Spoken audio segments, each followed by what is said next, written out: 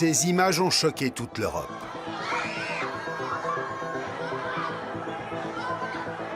Des matraques contre des bulletins de vote. Le 1er octobre, le référendum pour l'indépendance de la Catalogne fait basculer l'Espagne dans une crise sans précédent depuis l'avènement de la démocratie. Une crise qui réveille un antagonisme historique. Madrid contre Barcelone.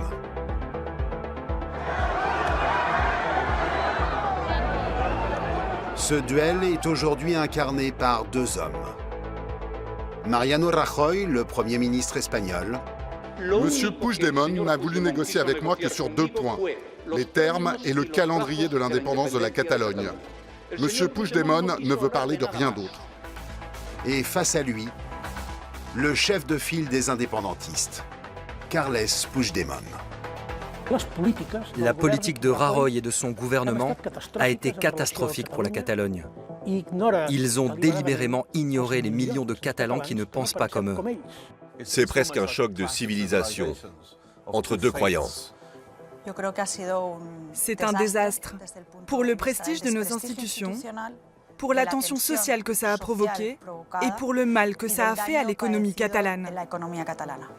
On a affaire à l'affrontement de deux intelligences limitées, celle de Rajoy et celle de Puigdemont. Et c'est ça qui est dramatique, parce que dans l'histoire, c'est comme ça ça se termine par des guerres. La question catalane, quand un conflit régional ébranle un État et secoue l'Europe.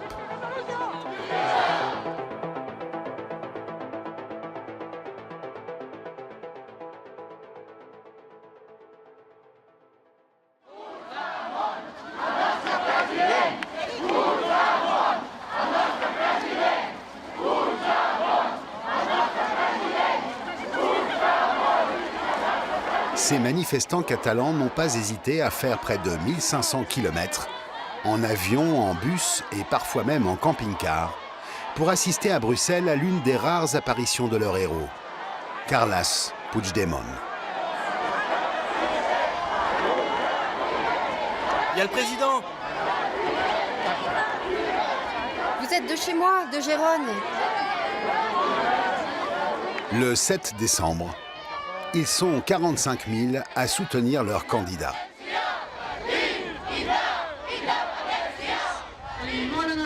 Et maintenant, l'honorable président de la Généralité de Catalogne, Carles Puigdemont. En exil, c'est depuis la capitale belge que l'ex-président catalan mène sa campagne électorale en vue des élections du 21 décembre. Bonjour Bruxelles, bonjour la Catalogne, bonjour l'Europe. Mes amis, aujourd'hui encore, nous sommes en train d'écrire une nouvelle page de l'histoire de l'Europe. Vive la Catalogne libre! Sous le coup d'un mandat d'arrêt, Carles Puigdemont est aujourd'hui l'ennemi numéro 1 de Madrid. Le leader indépendantiste parle peu aux médias. Il nous a accordé un entretien exceptionnel.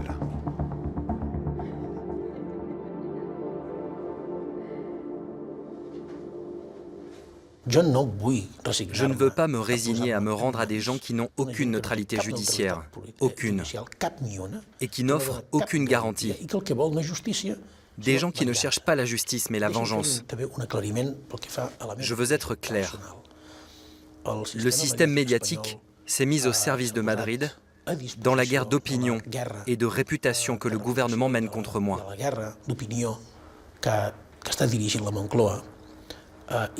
Je suis la cible d'une campagne de haine et de persécution. Carles Puigdemont n'est pas l'unique indépendantiste catalan à subir les foudres de Madrid. Certains de ses proches sont incarcérés depuis des semaines.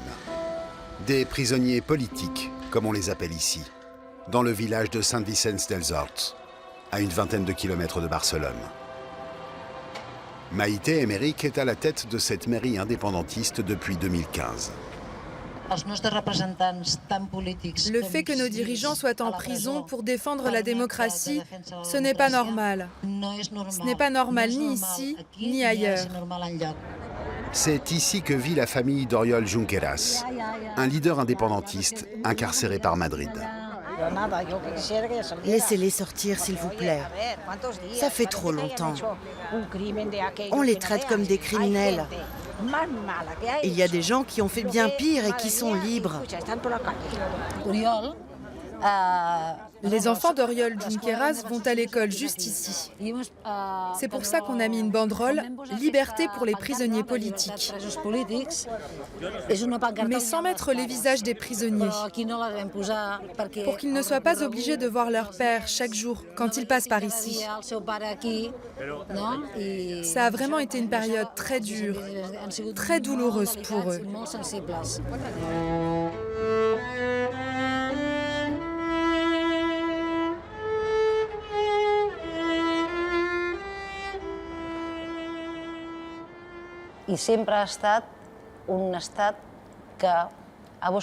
L'État espagnol n'a jamais cherché à négocier. Il n'a jamais fait preuve de compréhension à l'égard de ses adversaires. Il a plutôt tenté de les éliminer, de les emprisonner, de les effacer de la surface de la Terre.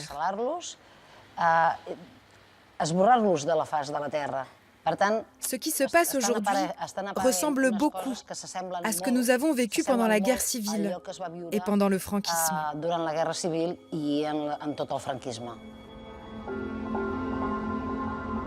L'indépendantisme catalan se nourrit des blessures du passé, et notamment de cette période la plus sombre de l'histoire de l'Espagne.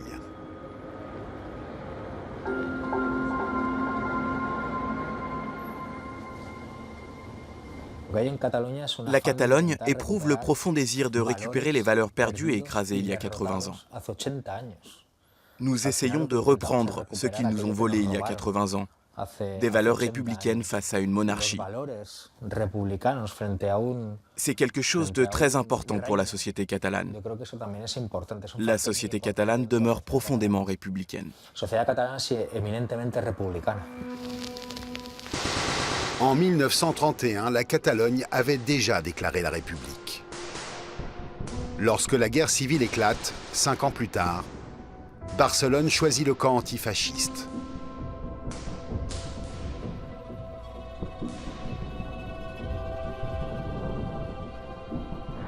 Appuyé par Hitler et Mussolini, le général Franco mettra 3 ans à écraser l'Espagne républicaine.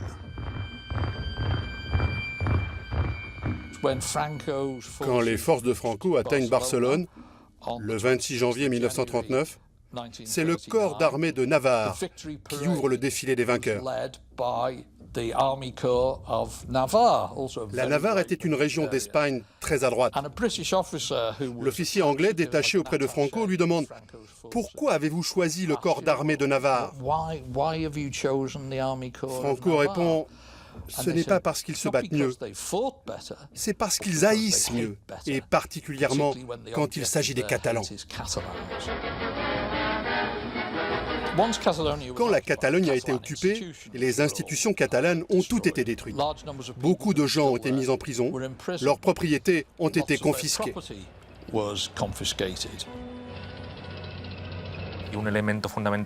L'État fasciste a un objectif, en finir avec l'identité catalane, ce qui signifie interdire l'usage public de la langue et détruire tout le tissu culturel et institutionnel que les Catalans avaient mis près de 40 ans à construire. L'oppression durera le temps du règne de Franco, 38 longues années.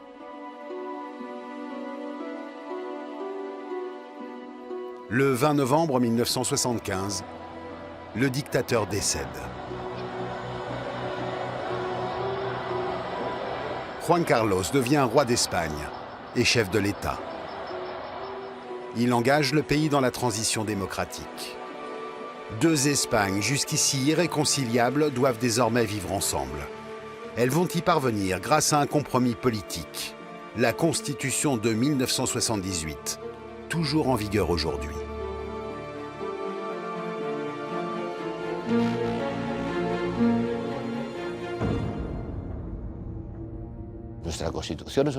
Notre constitution est née à un moment dramatique de l'histoire de l'Espagne. On n'a pas pu tout faire, c'est vrai. On ne vivait pas dans un monde idéal. Franco venait de mourir, l'armée était toujours là, les forces politiques du franquisme n'étaient pas mortes, elles siégeaient toujours au Parlement et elles ont dû se faire harakiri. Elles se sont fait harakiri en acceptant la nouvelle légalité constitutionnelle. Quand la démocratie est rétablie, l'une des premières choses qui se produit, c'est un accord autour de l'autonomie de la Catalogne. Ça a l'air extraordinaire et ça atténue bien des rancœurs du passé. Très vite, l'éducation devient une compétence du gouvernement autonome catalan. Puis ce sera le cas de la santé, des prisons, de la police. La Constitution va donner au gouvernement catalan une légitimité et des pouvoirs qu'il n'avait jamais eus au XXe siècle. Dans cette Espagne post-franquiste, apaisée, les Catalans retrouvent leur fierté et le droit de parler leur langue. Celui qui incarnera des années plus tard les aspirations indépendantistes catalanes n'a pas 15 ans. Carles Puigdemont grandit ici, au pied des Pyrénées, dans la Catalogne rurale.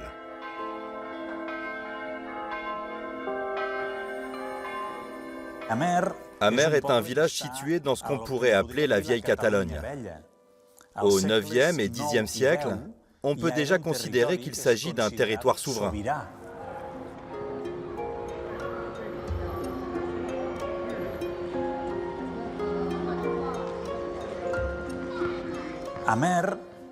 Amer a des antécédents catalanistes très importants. Par exemple, au XVIe siècle, l'évêque d'Amer sera président de la Généralité. Et lui aussi, il sera emprisonné. 5 siècles plus tard, Amer a son nouveau martyr. La pâtisserie Puigdemont, institution depuis 3 générations, est devenue une attraction depuis que le fils est le héros de la cause séparatiste.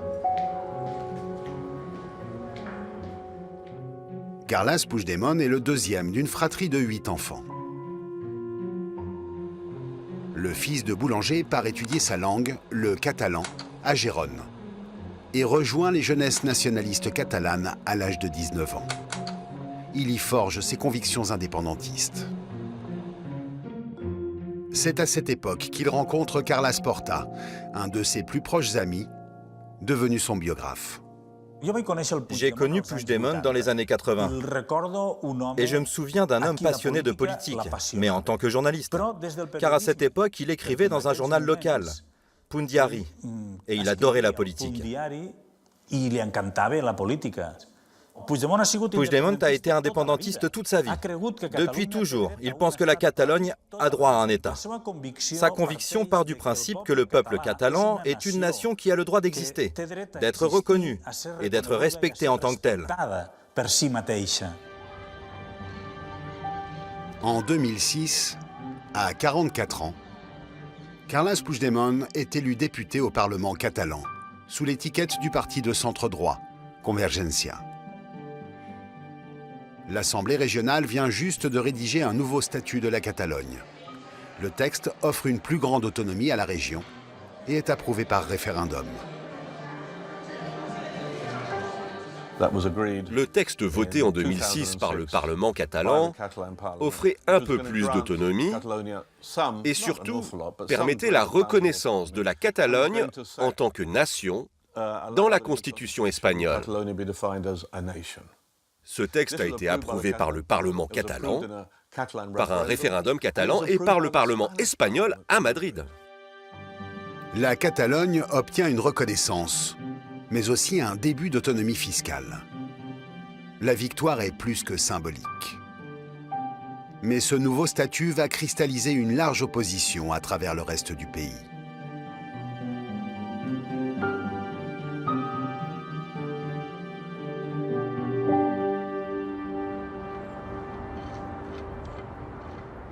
Les aspirations autonomistes de la plus riche région agacent une partie de l'opinion publique espagnole.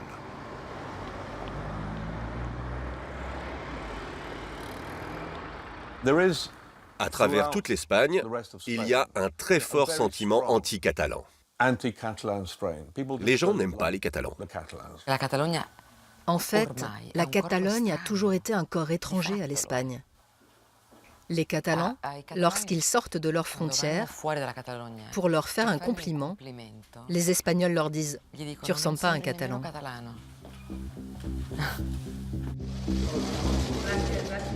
Le parti d'opposition de droite, le PP, le Parti populaire et son leader, Mariano Rajoy, vont surfer sur ce sentiment anti-catalan. Le Parti populaire se situe très à droite de l'échiquier politique espagnol. Il s'est toujours refusé à condamner le coup d'État militaire de 1936 et n'a jamais déclaré que la dictature de Franco était illégitime. C'est un parti très conservateur. Pour comprendre ce qui motive Rajoy et ce qu'il y a derrière sa politique de fermeté vis-à-vis de la Catalogne, il faut savoir que cela lui rapporte beaucoup de voix dans le reste de l'Espagne. Sur la Catalogne, Mariano Rajoy a une position intransigeante. Alors soit il est viscéralement anti-catalan, soit il est poussé par l'aile la plus dure de son parti. Mais dans tous les cas, je suis absolument convaincu que derrière tout ça, il s'agit avant tout d'émotions. Fils et petit-fils de juristes, Mariano Rajoy fait lui aussi des études de droit. En 1979, il entre en politique à 24 ans, dans le parti qui rassemble les nostalgiques du franquisme. Fervent catholique, il y fera toute sa carrière. En 2006, le leader de la droite se lance dans une croisade contre le nouveau statut catalan. Sa pétition pour la défense de l'intégrité de l'Espagne recueille en 2 mois 4 millions de signatures. L'opération de communication se termine par l'image choc de 867 caisses de pétitions déchargées devant le Parlement à Madrid.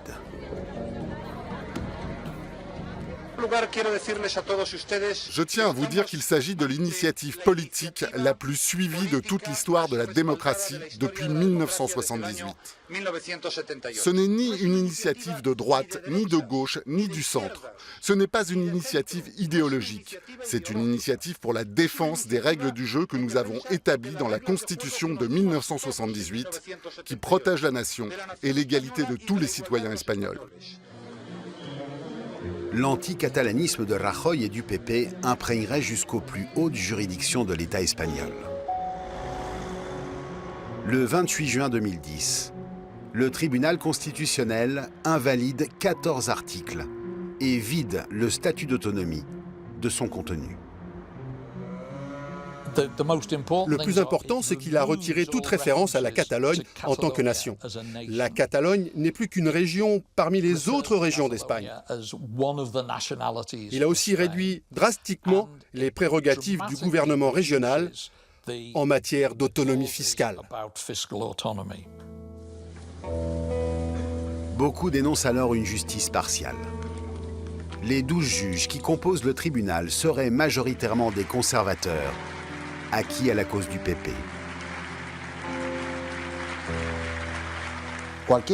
Ces magistrats ne peuvent pas dicter à un pays comment il doit réagir face à la volonté exprimée par le peuple catalan et ses représentants. En portant atteinte à ce statut, le tribunal constitutionnel donne raison au Parti populaire. Et c'est là d'où vient le problème. En Catalogne, la décision est une immense déception. Vécue même comme une trahison. Comme se souvient le porte-parole du parti de la gauche républicaine et indépendantiste, Gabriel Rufián. En 2010, il y a un déclic dans une grande partie de la société catalane. Pour beaucoup d'entre nous, le combat devient idéologique. Je dirais même révolutionnaire. À ce moment-là, nous nous sommes dit qu'il fallait rompre avec ce que nous appelons ici le régime de la Constitution de 1978. La rupture est consommée. La crise économique qui frappe de plein fouet la péninsule ibérique dès 2010 va l'accentuer. Le taux de chômage atteint les 25% dans le pays. La riche Catalogne, dirigée alors par le libéral Artur Mas, n'est pas épargnée.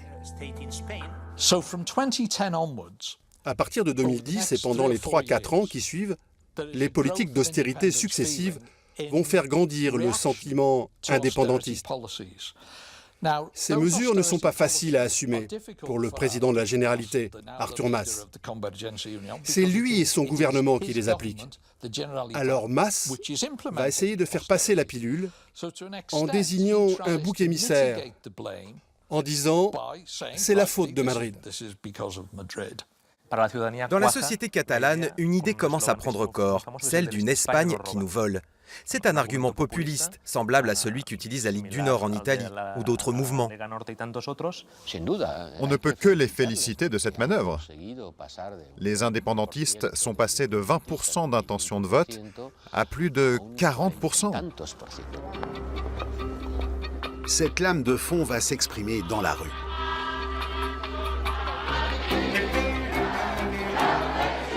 En 2012, à Barcelone, le jour de la Diada, la fête nationale de Catalogne, plus d'1 million de Catalans réclament un référendum d'autodétermination.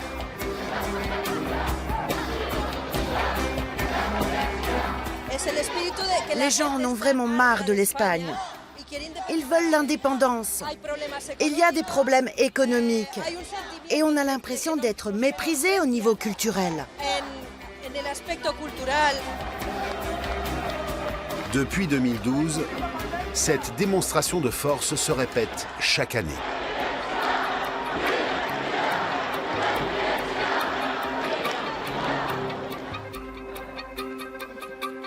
L'actuel maire de Barcelone, Ada Colau, ne s'est jamais prononcée pour la sécession de la Catalogne. Mais elle a été témoin de la montée en puissance du sentiment indépendantiste dans sa ville.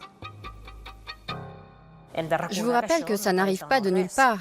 Ce conflit éclate après de nombreuses années de mobilisation massive, exemplaire et sans précédent dans toute l'Europe. Des millions et des millions de personnes se sont rassemblées, toujours de manière pacifique, sans le moindre incident. Mais la voix des indépendantistes a peu de chances de porter à Madrid, car le pouvoir vient de changer de main. Aux élections de novembre 2011, plus de 44% des électeurs ont voté pour le PP. Mariano Rajoy est le nouveau Premier ministre de l'Espagne. Mes amis, ce soir, vous pouvez faire la fête, mais dès demain, il va falloir se mettre au travail. Après 7 années dans l'opposition, la droite conservatrice revient au pouvoir. Et avec elle, une série de scandales de corruption. Le juge Elpidio Silva a notamment instruit l'affaire Blesa, du nom d'un banquier véreux proche du Parti populaire. Le Parti populaire entretient la corruption.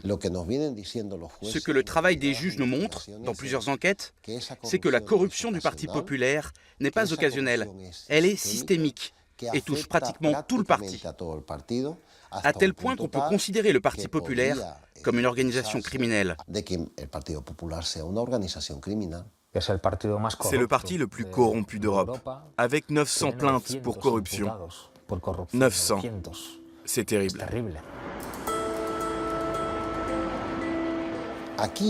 Ce qu'il faut bien comprendre, c'est que quand la corruption est galopante à Madrid, quand la corruption qui vient du centre du pays, de la capitale, atteint un tel degré, alors elle devient contagieuse.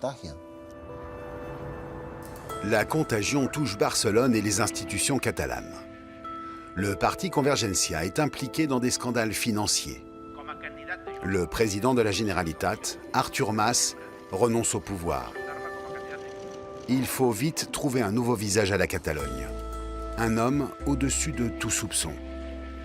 La personne que je propose pour la présidence de la Généralité est l'actuel maire de Gérone et le président de l'Association des maires pour l'indépendance, Carles Puigdemont. Il cherche et il trouve Puigdemont, à Gérone. Un bon maire, aimable, gentil, honnête, loyal, pacifiste. Bon, bien sûr, il n'a pas beaucoup d'expérience.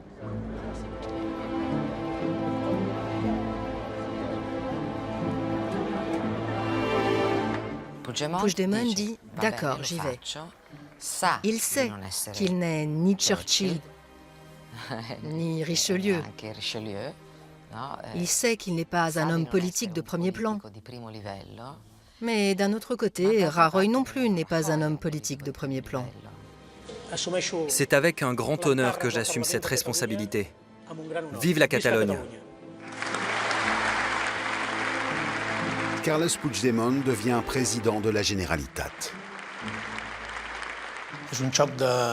C'est un choc de sensations contradictoires. D'un côté, il y a la tristesse d'une personne que j'apprécie et que j'admire, le président Mas, contraint de se mettre de côté.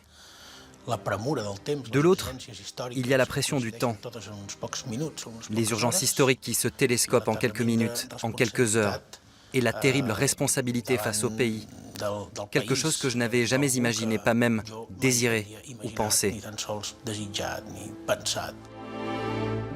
Il compose un gouvernement de coalition qui va de la droite conservatrice à l'extrême gauche jusqu'aux boutistes, incarné par la CUP, un parti altermondialiste. Vous avez côte à côte la bourgeoisie indépendantiste traditionnelle et les mouvements anti-système, anti-Europe, qui pensent que l'indépendance va les aider à renverser le système capitaliste. C'est l'alliance de l'eau et du feu. C'est très difficile d'associer les deux. Mais pour le moment, tous partagent le même objectif. Conduire en 18 mois la Catalogne au référendum sur l'indépendance. Sur leur chemin se dresse un obstacle de taille. Le chef du gouvernement madrilène, Mariano Rajoy. Le président Rajoy s'était engagé à ce qu'il n'y ait pas de référendum, de façon solennelle et catégorique. Il me l'avait dit personnellement, « Vous ne ferez pas ce référendum ». Et je lui ai répondu, « On va le faire ». J'ai insisté, « Nous sommes prêts à le faire ». C'est presque un choc de civilisation entre deux croyances. Essayer de persuader un indépendantiste que l'indépendance est une mauvaise idée, c'est comme tenter de convaincre un fervent musulman que Dieu n'existe pas. Cela n'a aucun sens. On a affaire à l'affrontement de deux intelligences limitées. Celle de Rajoy et celle de Puigdemont. C'est-à-dire des gens qui ne sont pas suffisamment grands pour penser au-dessus d'eux-mêmes, pour voir plus loin que les équilibres politiques du moment, les intérêts politiques du moment. Et c'est ça qui est dramatique, parce que dans l'histoire, c'est comme ça ça se termine par des guerres.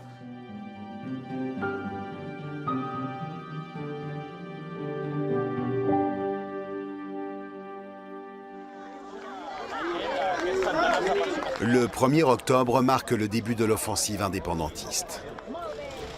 La Generalitat organise un référendum d'autodétermination dont Madrid a pourtant formellement interdit la tenue.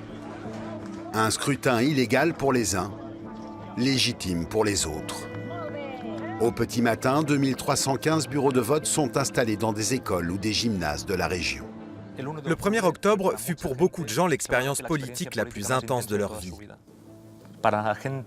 Pour ceux qui ont amené les urnes dans les bureaux de vote, pour ceux qui avaient caché chez eux les bulletins de vote, ou encore pour ceux qui étaient au dépouillement, ce fut une expérience politique exceptionnelle. Ce qui m'énerve à propos du 1er octobre, c'est que tout le monde, des politiciens jusqu'aux médias, appelle ça un référendum.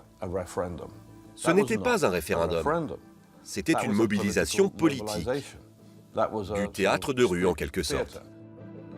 Ce jour-là, l'éditorialiste italo-catalane Conchita de Gregorio est la seule journaliste accréditée aux côtés de Carles Puigdemont.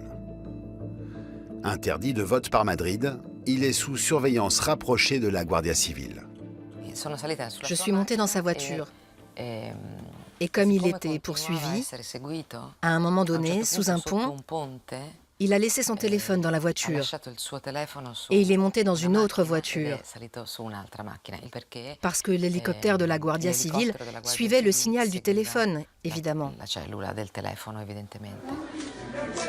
Carles Puigdemont échappe à la filature de la police et change de bureau de vote à la dernière minute. La journaliste italienne, elle, se rend au gymnase de Gérone où le président catalan devait initialement voter. De très nombreux fourgons de la Guardia Civile sont arrivés. Plusieurs centaines d'hommes. Et ils ont fait irruption dans ce gymnase en le détruisant complètement.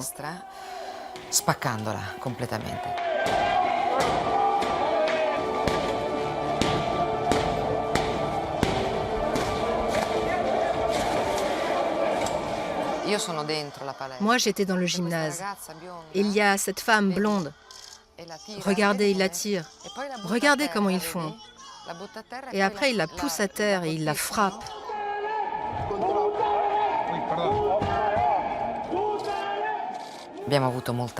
Nous avons eu très peur parce que ces épisodes de violence se sont déroulés sous nos yeux.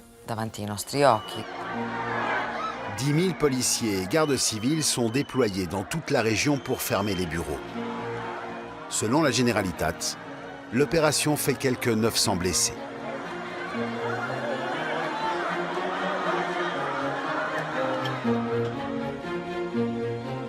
Marc de Mesmaeker, élu flamand au Parlement européen, était l'un des observateurs internationaux invités par la Generalitat le jour du référendum.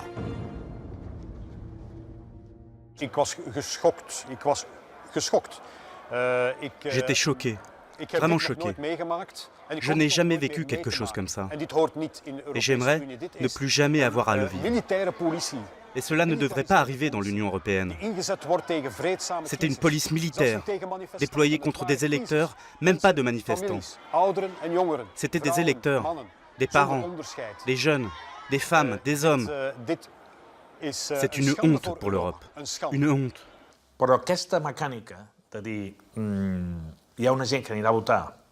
Mais pouvoir dire, des gens sont venus voter et la police les en a empêchés.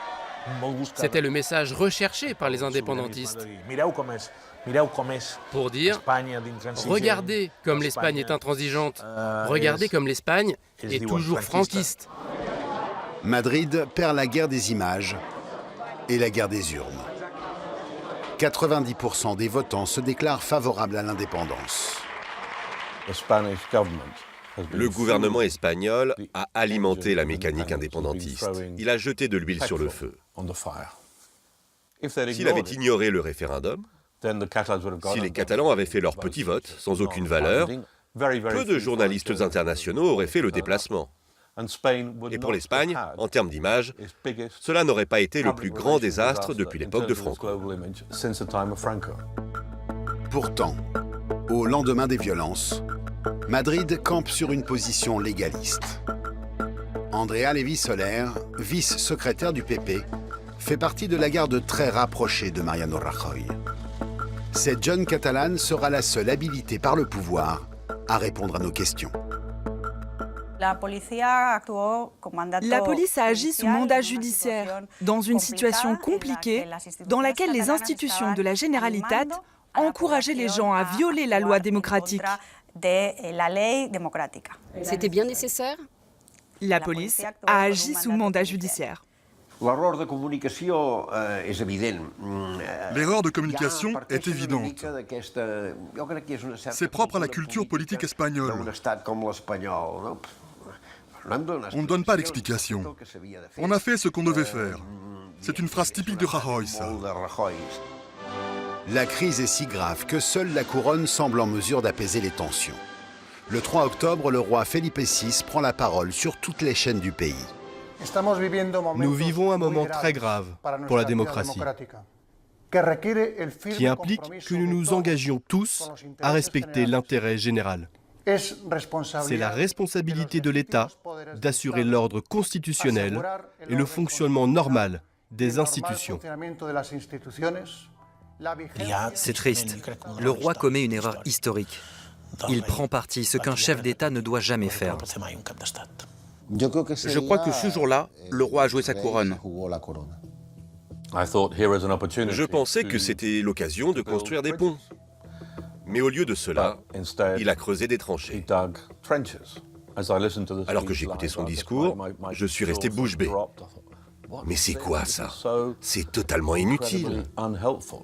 S'il avait été pragmatique, la meilleure chose à faire aurait été de la fermer. Le 7 octobre, John Carlin signe un éditorial cinglant. Sa critique du roi et du gouvernement lui vaut d'être licencié 4 jours plus tard par le très réputé journal El País. Vous devez être à 100% avec eux. Il ne suffit pas d'être contre l'indépendance. Il faut aussi être du côté du pouvoir madrilène. S'ils ont le moindre doute sur votre position, si vous êtes un peu au milieu, ou modéré comme moi, ce n'est pas acceptable. Et c'est évidemment un motif de licenciement. Les images de la crise catalane vont avoir des conséquences inattendues. Dans cette région qui représente à elle seule 20% du PIB espagnol, la peur gagne le monde des entreprises. Les acteurs économiques ne peuvent pas supporter l'incertitude et la crise de confiance. Or, Puigdemont n'a pas du tout anticipé ce phénomène. Ça lui a explosé à la figure. Il avait l'air tout marri et tout étonné, alors que ça allait de soi. Les établissements financiers, les entreprises, quelle qu'en soit leur taille, ne peuvent pas s'accommoder de tant d'incertitudes. 2 banques ont déplacé leur siège et plusieurs entreprises ont commencé à quitter la Catalogne. Car une certaine panique a saisi le monde économique. Même certains électeurs indépendantistes ont retiré leur argent des banques. Ça a fait plus de mal à l'indépendantisme que 5 ans de politique de Rajoy. La 3e banque d'Espagne, la Caixa, délocalise son siège. Suivie par Sabadell. 6 milliards d'euros sont retirés par les épargnants en Catalogne. Au total, 2700 entreprises participent à cet exode. Une fuite sans précédent qui inquiète certains, restés jusqu'alors silencieux. Dans la banlieue de Barcelone, la commune de l'Hospitalet de Llobregat est le fief des unionistes, ces Catalans qui revendiquent leur attachement à l'Espagne. Dans les années 60, des centaines de milliers de travailleurs arrivent des 4 coins du pays pour s'installer dans une Catalogne en voie d'industrialisation.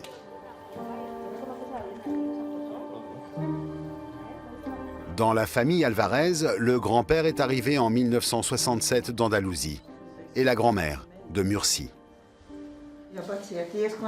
Tiens, regarde. Ça, c'est quand je suis arrivée à Barcelone. Je devais avoir 14 ans. J'ai dit à mes parents que c'était pour étudier avec ma sœur. Mais finalement, je suis restée pour travailler.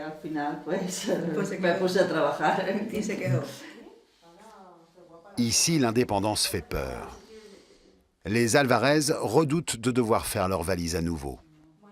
On est venu ici parce qu'il y avait un besoin de main-d'œuvre. Il y avait une forte demande. Alors aujourd'hui, quand on vient nous dire qu'on devra peut-être partir, ça nous met en colère. Parce qu'ici, il ne faut pas oublier qu'à l'époque, il y avait juste 4 maisons de pêcheurs sur la côte. Il n'y avait rien. On a tout fait ici. Comme 57% des Catalans, Isabelle et sa famille ont refusé de participer au référendum. Des abstentionnistes longtemps écartés du débat. C'est vrai que ces derniers mois, l'indépendantisme était tous les jours dans la rue, alors que nous, on restait à la maison. On avait l'impression que tout le monde était devenu indépendantiste. Tout change le 8 octobre, à Barcelone. Isabelle participe à la première grande manifestation de cette majorité silencieuse. Je me souviens, j'étais avec ma mère. On a pris le bus. Il était plein à craquer. Les gens se taisaient. Il n'y avait pas un drapeau de sortie, aucun signe qui nous disait que nous allions au même endroit. Et quand on est tous descendus du bus au même arrêt, alors là, les gens ont commencé à sortir des drapeaux de leurs sacs. C'était très émouvant de voir autant de gens qui nous ressemblaient. Oui, c'était très émouvant.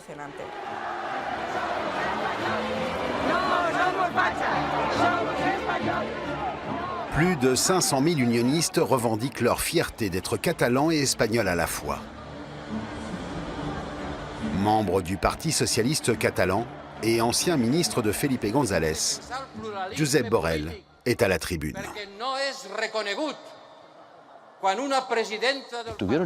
Ils ont été courageux.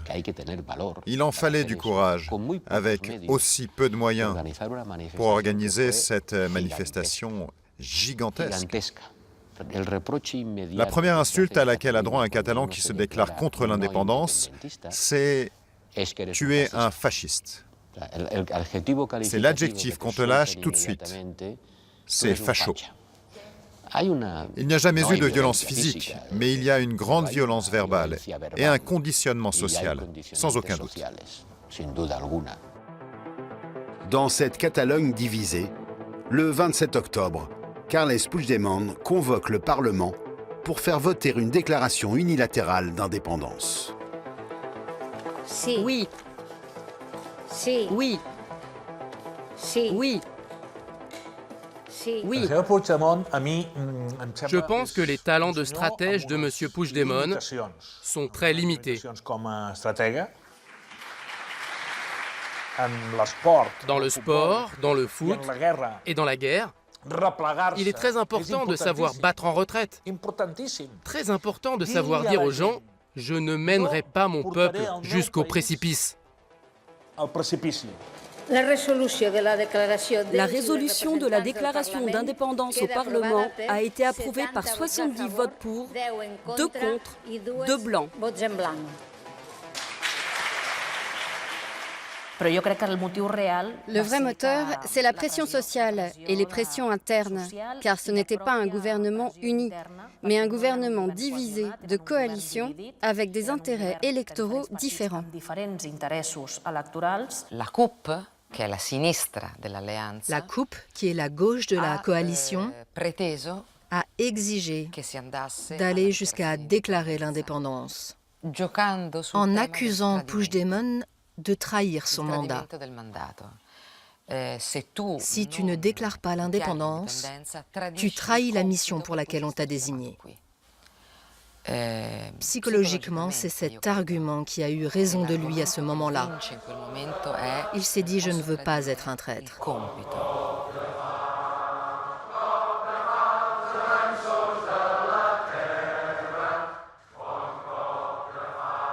Ce qui me frappe vraiment, c'est que si on observe bien les visages des membres du gouvernement, ils sont tristes. Ils n'ont pas l'air convaincus par ce qu'ils sont en train de faire. Vraiment, je crois que ça a été une grande erreur. Et même eux savaient que c'était une erreur.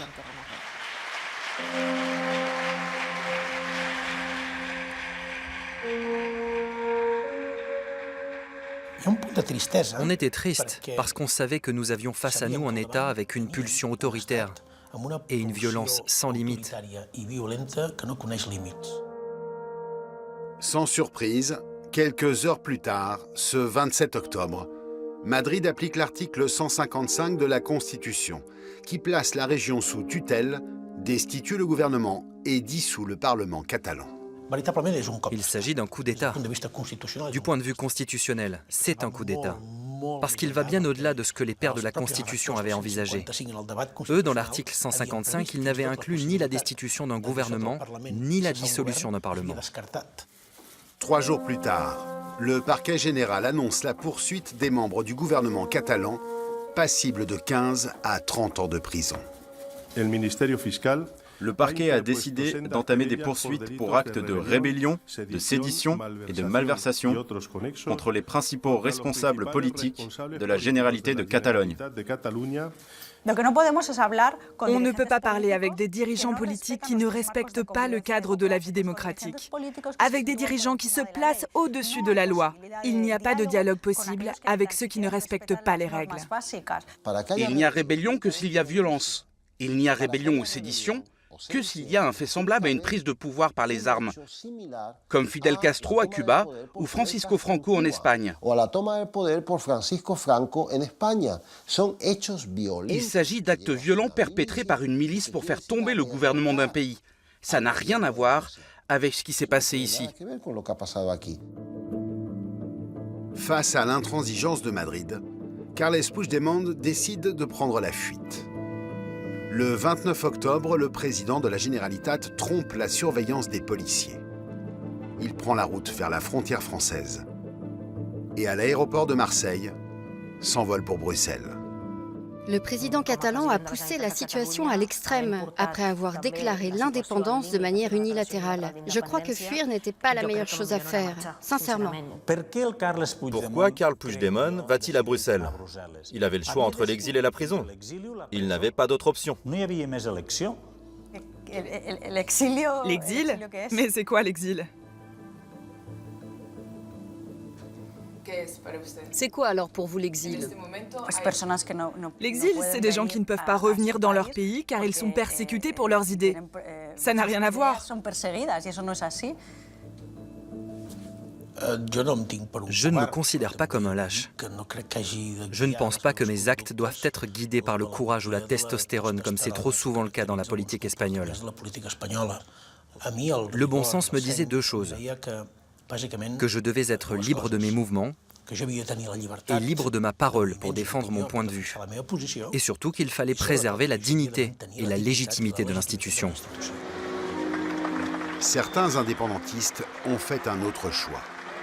Le 2 novembre, Oriol Junqueras, numéro 2 du gouvernement catalan, et 8 anciens ministres sont cités à comparaître à Madrid. Ils y vont libres, mais sont immédiatement placés en détention provisoire, puis transférés dans des prisons des environs de la capitale espagnole. Ces gens ne devraient pas être en prison. Tant qu'ils le seront, la vie politique ne pourra pas revenir à la normale. Mais ça fait aussi le jeu des partis indépendantistes qui vont instrumentaliser l'épisode de la prison et la mauvaise gestion de l'État. Cette situation a échappé à l'État. Monsieur le ministre, regardez-moi. Vous savez ce que c'est?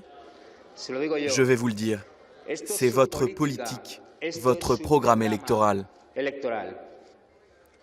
Monsieur le ministre, je vous conseille de me regarder parce que je vais être très clair. Vous avez fait de vos prisons notre cauchemar. Je vous promets que nous ferons de nos urnes votre cauchemar. Puigdemont et Junqueras ont le culte du martyr. Ils ont ressuscité le mythe de l'Espagne franquiste. La répression franquiste, l'Espagne est encore comme à l'époque de Franco. Mais, mon Dieu, rappelez-vous ce que c'était. Si nous étions encore sous Franco, je peux vous assurer que ce serait bien pire pour eux. Madrid a fixé au 21 décembre de nouvelles élections régionales. Avec des leaders derrière les barreaux ou en exil, les indépendantistes sont crédités de 50% d'intention de vote. Mais l'avenir de la Catalogne se joue peut-être ailleurs.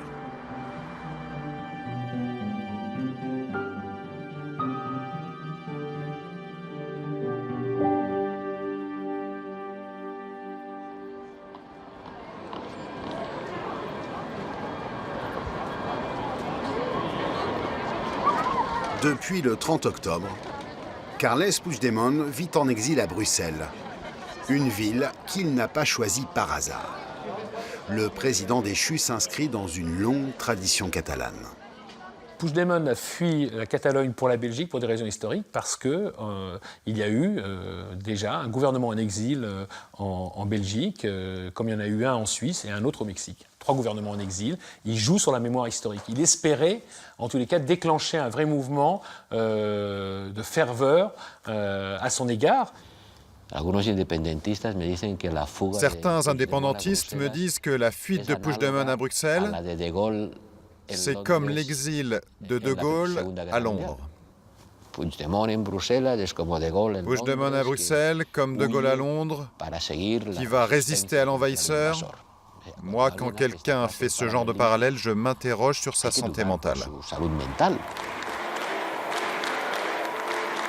En se réfugiant dans la capitale de l'Europe, l'ex-président de la Generalitat veut internationaliser la crise catalane avec le soutien de tous les indépendantistes européens, comme le NVA, le Parti nationaliste flamand. Nous avons de la sympathie pour les Catalans. Nous pensons qu'ils ont un droit à faire valoir, celui de l'autodétermination.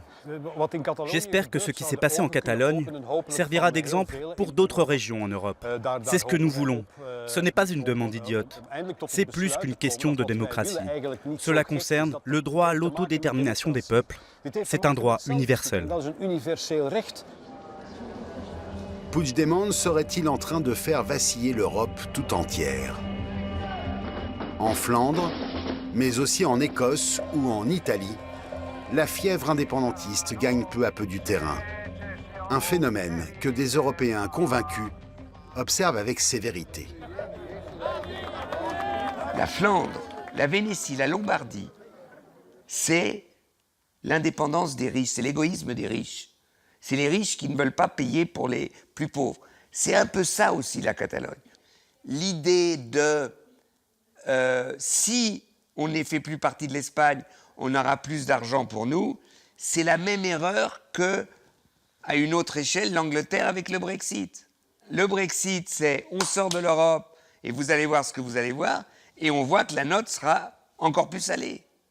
La crise catalane, ça met en péril l'existence de l'Espagne, mais pas seulement, ça met aussi en péril le projet européen. Parce que l'Europe, ce n'est pas le principe des nationalités. Or là, on a une minorité nationale qui décide, qui veut essayer de partir, de quitter l'Espagne, et par voie de conséquence va quitter l'Union européenne. Et donc ça pose un défi à tout le monde. En se réfugiant à Bruxelles, Puigdemont espérait attirer l'attention des dirigeants des instances européennes et les forcer à jouer les médiateurs. Mais depuis le début de la crise, les portes des institutions restent closes. L'Union européenne semble sourde et muette, à l'exception de quelques rares déclarations comme celle du président de la Commission qui prend officiellement position contre l'indépendance de la Catalogne. Si nous permettons à la Catalogne de devenir indépendante, cela dit, ce n'est pas à l'Union européenne de trancher, d'autres régions le feront, et je ne souhaite pas cela. Sinon, dans 15 ans, nous aurons une Europe à 98 États, et c'est déjà relativement difficile à 28. Ils se sont totalement trompés quand ils ont cru, au cours des dernières années, qu'ils trouveraient des alliés au sein de l'Union européenne. Si un État est menacé dans son existence, les États sont solidaires entre eux. Il n'est pas question d'être solidaire avec une partie de cet État. Il n'est pas question d'être solidaire avec la Catalogne. Ce sont les États qui se serrent les coudes entre eux. Et c'est pour ça que Bruxelles, et que les États réunis à Bruxelles, soutiennent Madrid contre Barcelone. Je ne peux pas, en tant que chef d'État, voisin et ami, reconnaître sur un pied d'égalité le Premier ministre espagnol et le président de la communauté de Catalogne. Et les institutions européennes ne peuvent pas faire cela.